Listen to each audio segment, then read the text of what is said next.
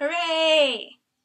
Here's my final exam, and this is my final examination video. At the start of this semester, I was ambitious and clueless about giving speeches. I chose to challenge myself by taking Speech 151 because I wanted to better my communication skills and learn how to thoughtfully plan, produce, and deliver clear and concise speeches. As I sat examining the speeches I've done, I realized although there is room for improvement, I've grown as a speaker. Over the semester, I've observed and utilized speech concepts and techniques that I learned from Adler, Rodman, and Dupree's 2014 edition of Understanding Human Communication. Some concepts and techniques to practice were also identified through evaluations made by my instructor and peers and self. Observations of speech concepts and techniques, observed areas of strength.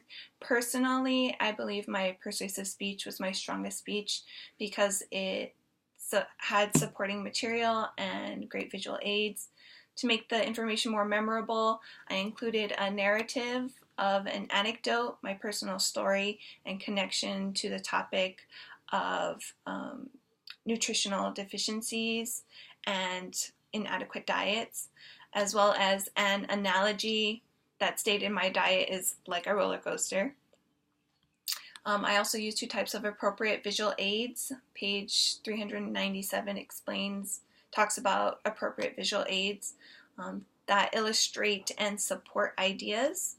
A word chart was one visual aid I utilized, and a line chart. The word chart I created to compare multivitamins and flaxseed.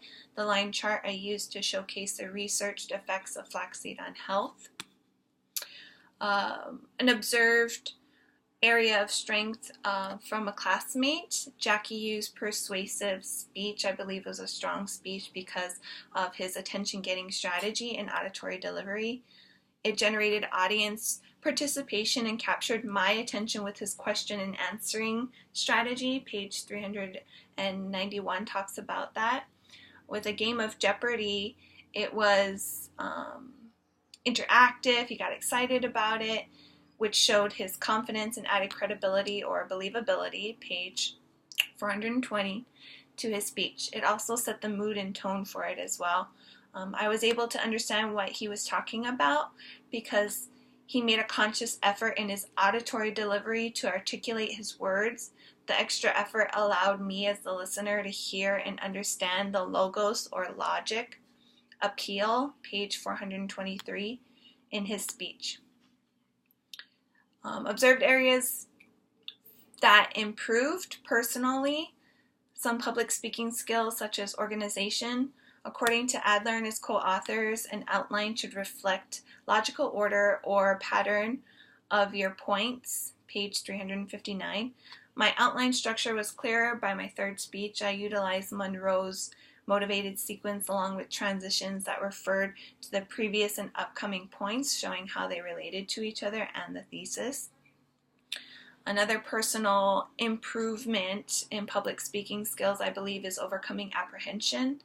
Debilitative communication apprehension is defined by Adler and his co-authors as the level of intense anxiety that inhibits effective self-expression, causing an inability to think clearly and an urge to alleviate the stress. Page 337 talks about that. There was apprehension in my first two speeches that inhibited me from organizing and communicating my points clearly. My final speech included some communication apprehension as well, but I noticed I was able to overcome it because I refocused on my speech topic, being that I was prepared, and I stayed focused on receiver orientation, making sure that the audience was interested and understood me, and kept a positive attitude as well. Some utilizations of concepts and techniques in my interview speech. As far as organization pattern, I utilized time pattern. I use this chronological organization. Page 359 talks about that, to describe the process and tools necessary for turning your passions into a profit according to my interviewees. I utilized this organization because it best fit the process to describe how my interviewees became successful entrepreneurs for their business Kalai Kilohana over time. Some steps that describe that time pattern were my main points, which explain that to be successful and profit from your business, it requires planning, taking risks, and along the way, adaptability. In my informative speech, I utilized the method of informing by object and process. The objects I utilized were plastic containers, but I focused on the manufacturing and leaching process of EA chemicals such as BPAs from them. My speech purpose was to explain, page 384, the process where plastics are made with numerous chemicals and how the chemicals are leached under multiple conditions, and why BPA free doesn't necessarily mean BPA free of BPA or EA chemicals.